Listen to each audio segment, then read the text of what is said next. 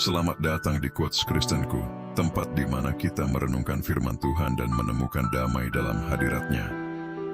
Di sini kita akan bersama-sama mengeksplorasi kebenaran yang terkandung dalam Alkitab, menggali maknanya untuk kehidupan sehari-hari, dan membiarkan firman Tuhan membimbing langkah kita. Percayalah bahwa Tuhan memiliki rencana indah dalam hidup Anda. Mari kita buka hati kita, dengarkan suaranya, dan biarkan firman Tuhan memberi kita kekuatan dan penghiburan. Jangan lupa untuk menyukai, berlangganan, dan menyalakan lonceng notifikasi, agar Anda tidak ketinggalan renungan-renungan penuh inspirasi lainnya. Sekarang mari kita mulai perjalanan rohani kita hari ini dengan renungan firman Tuhan.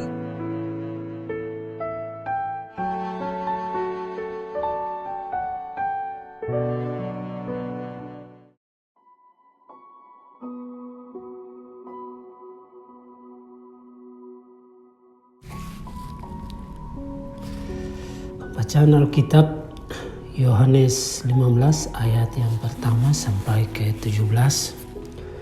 Akulah pokok anggur yang benar dan Bapakulah pengusahanya. Setiap ranting padaku yang tak berbuah dipotongnya, dan setiap ranting yang berbuah dibersihkannya, supaya ia lebih banyak berbuah. Kamu memang sudah bersih karena firman yang telah kukatakan kepadamu. Tinggallah di dalam aku dan aku di dalam kamu. Sama seperti ranting tidak dapat berbuah dari dirinya sendiri kalau ia tidak tinggal pada pokok anggur. Demikian juga kamu tidak berbuah jikalau kamu tidak tinggal di dalam aku. Akulah pokok anggur dan kamulah ranting-rantingnya. Barang siapa tinggal di dalam aku dan aku di dalam dia, ia berbuah banyak. Sebab di luar aku kamu tidak dapat berbuat apa-apa. Barang siapa tidak tinggal di dalam aku, ia dibuang keluar seperti ranting dan menjadi kering. Kemudian dikumpulkan orang dan dicampakkan ke dalam api lalu dibakar. Jikalau kamu tinggal di dalam aku dan firmanku tinggal di dalam kamu, mintalah apa yang akan kamu kehendaki dan kamu akan menerimanya. Dalam hal ini Bapakku dipermuliakan, yaitu jika kamu berbuah banyak, dan dengan demikian kamu adalah murid-muridku. Seperti Bapa yang telah mengasihi aku, demikianlah juga aku telah mengasihi kamu. Tinggallah di dalam kasihku itu. Jikalau kamu menuruti perintahku, kamu akan tinggal di dalam kasihku. Seperti aku menuruti perintah Bapakku dan tinggal di dalam kasih-Nya. Semuanya itu kukatakan kepadamu, supaya sukacita ada di dalam kamu, dan sukacitamu menjadi penuh. Inilah perintahku, yaitu supaya kamu saling mengasihi seperti aku telah mengasihi kamu. Tidak ada kasih yang lebih besar daripada kasih seorang yang memberikan nyawanya untuk sahabat-sahabatnya. Kamu adalah sahabatku jikalau kamu berbuat apa yang kuperintahkan kepadamu. Aku tidak lagi menyebut kamu hamba, sebab hamba tidak tahu apa yang diperbuat oleh tuannya. Tetapi jika aku menyebut kamu sahabat, karena aku telah memberitahukan kepadamu segala sesuatu yang telah kudengar dari Bapakku. Bukan kamu yang memilih aku, tetapi akulah yang memilih kamu. Dan aku telah menetapkan kamu supaya kamu pergi dan menghasilkan buah-buahmu itu tetap. Supaya apa yang kamu minta kepada Bapa dalam namaku diberikannya kepadamu. Inilah perintahku kepadamu, kasihilah seorang akan yang lain. Kita masuk dalam renungan Yohanes 15 ayat yang pertama sampai ke 17. Ini mengajak kita untuk merenungkan hubungan kita dengan Kristus. Yesus menggambarkan dirinya sebagai pokok anggur yang benar, sedangkan kita, para pengikutnya, adalah ranting-ranting yang terhubung pada pokok anggur tersebut. Pokok anggur adalah sumber kehidupan bagi ranting-ranting, dan tanpa koneksi yang kuat dengan pokok anggur, ranting tidak dapat berbuah. Dalam kehidupan sehari-hari, kita seringkali merasa harus mengandalkan kekuatan kita sendiri untuk mencapai keberhasilan, memecahkan masalah atau mengatasi tantangan. Namun Yesus mengingatkan kita bahwa di luar Dia kita tidak dapat berbuat apa-apa. Semua keberhasilan yang sejati dan kehidupan yang berbuah hanya mungkin kita tinggal di dalam Kristus, seperti ranting yang terhubung dengan pokok anggur. Salah satu kunci untuk tinggal di dalam Kristus adalah mendengarkan dan menaati firman-Nya. Firman Tuhan adalah alat yang digunakan Allah untuk membersihkan dan memurnikan hidup kita. Seperti pengusaha kebun anggur yang membersihkan ranting-ranting agar mereka bisa berbuah lebih banyak.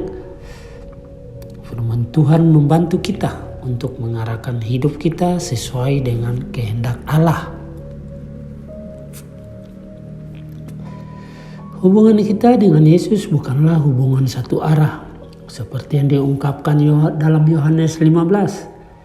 Kita tidak hanya sekedar ranting yang menerima nutrisi dari pokok anggur, tetapi kita juga diberi tugas untuk berbuah. Berbuah yang dihasilkan dari kehidupan kita adalah tanda bahwa kita adalah murid-murid Kristus yang sejati. Yesus juga mengungkapkan bahwa kita bukan sekedar hamba, tetapi sahabatnya. Hubungan ini adalah satu kehormatan yang luar biasa, karena melalui Kristus kita hanya mengetahui kehendak Allah, tetapi juga diundang untuk ikut serta dalam pekerjaannya. Sebagai sahabat Kristus, kita dipanggil untuk meniru kasih-Nya, kasih yang rela berkorban bagi orang lain. Salah satu ciri dari kehidupan yang tinggal di dalam Kristus adalah kasih yang tulus terhadap sesama. Kasih ini bukanlah kasih yang bersifat egois atau mencari keuntungan dalam diri sendiri, tetapi kasih yang mengutamakan kebaikan orang lain, bahkan hingga rela memberikan hidupnya demi sahabat-sahabatnya. Yesus memberikan perintah yang jelas kepada kita, kasihilah seorang akan yang lain. Perintah ini adalah esensi dari seluruh kehidupan Kristen. Tapi kasih iman kita menjadi hampa dan kehidupan kita tidak akan menghasilkan buah yang diinginkan oleh Tuhan. Dalam dunia yang seringkali dipenuhi dengan kebencian, perselisihan, dan keegoisme, panggil untuk saling mengasihi ini menjadi semakin relevan. Sebagai bentuk Kristus, kita menyebarkan terang kasih Kristus melalui tindakan dan perkataan kita. Yesus menegaskan bahwa salah satu tanda dari orang murid yang sejati adalah kehidupan yang berbuah. Buah ini bisa berwujud dalam berbagai bentuk, seperti perbuatan baik, kesabaran, dan kasih kepada sesama. Namun untuk menghasilkan buah, kita harus tetap tinggal di dalam Kristus dan membiarkan Dia bekerja di dalam kita. Tinggal di dalam Kristus juga berarti hidup dalam kasih. Kasih Kristus adalah kasih yang murni, penuh pengorbanan, dan tidak bersyarat. Kasih inilah yang harus menjadi landasan diri setiap tindakan kita. Kita tidak tinggal di dalam kasih Kristus, kita akan mengalami sukacita yang sejati, sukacita yang tergantung pada keadaan eksternal, tetapi berasal dari hubungan kita dengan Allah. Selain menghasilkan buah dalam kehidupan pribadi kita, tinggal di dalam Kristus juga berdampak pada kehidupan komunitas. Sebagai anggota tubuh Kristus, kita dipanggil untuk saling memperkuat, mendukung, dan membangun satu sama lain. Inilah wujud nyata dari kasih Kristus yang bekerja di dalam komunitas gereja. Perikop ini yang mengingatkan kita bahwa kita dipilih oleh Kristus. Pilihan ini bukan karena kita layak, tetapi karena kasih karunia Allah. Kristus memilih kita agar kita dapat pergi menghasilkan buah yang tetap, buah yang memberi kemuliaan bagi Allah dan menjadi berkat bagi orang lain.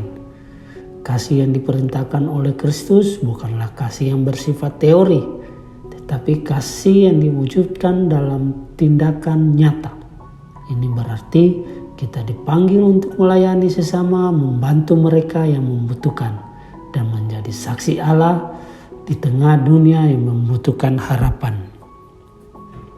Tinggal di dalam Kristus juga mengajarkan kita tentang ketaatan. Yesus berkata bahwa jika kita menuruti perintahnya, kita akan tinggal di dalam kasih-Nya. Ketaatan kepada firman Tuhan bukanlah beban, tetapi merupakan jalan menuju kehidupan yang penuh dengan sukacita dan damai sejahtera. Kasih dan ketaatan yang ditunjukkan oleh Yesus menjadi teladan bagi kita. Sebagai murid-murid Kristus, kita dipanggil untuk mengikut teladannya, hidup dalam ketaatan kepada Bapa yang mengasihi sesama, dengan kasih yang tulus. Yesus menjanjikan bahwa kita juga tinggal di dalam Dia dan firman-Nya tinggal di dalam kita. Kita dapat meminta apa saja yang kita kehendaki dan kita akan diberikan kepada kita. Ini adalah janji yang luar biasa, tetapi juga menuntut kita untuk hidup di dalam keselarasan dengan kehendak Allah. Hidup dalam Kristus berarti hidup dalam kekudusan. Kita dipanggil untuk meninggalkan dosa dan hidup dalam kesucian, karena hanya di dalam kekudusan kita dapat melihat Allah dan mengalami kepenuhan kasih-Nya. Tinggal di dalam Kristus juga berarti hidup dalam ketergantungan total kepadanya. Kita harus menyadari bahwa segala sesuatu yang kita miliki berasal dari Tuhan, dan kita tidak dapat melakukan apapun tanpa pertolongannya. Kehidupan yang tinggal di dalam Kristus akan menghasilkan buah dan berkelanjutan. Buah ini bukan hanyalah untuk kebaikan kita sendiri, tetapi juga untuk kebaikan dan untuk memuliakan Allah. Akhirnya perikop ini mengingatkan kita bahwa tinggal di dalam Kristus adalah sumber sukacita yang sejati. Ketika kita hidup dalam kasih dan ketaatan kepada Kristus, kita akan mengalami sukacita yang melimpah, sukacita yang datang dari Allah dan tidak tergantung kepada keadaan dunia. Mari kita berdoa. Tuhan Yesus, terima kasih atas kasih-Mu yang begitu besar dan atas firman-Mu yang mengingatkan kami untuk tinggal di dalam Engkau. Kami menyadari tanpa Engkau kami bukan apa-apa. Ampuni segala dosa kami yang telah kami perbuat melawan kehendak-Mu, dan sempurnakanlah doa kami hanya di dalam nama Yesus Kristus, Tuhan dan Juru Selamat kami yang hidup. Haleluya. Amin.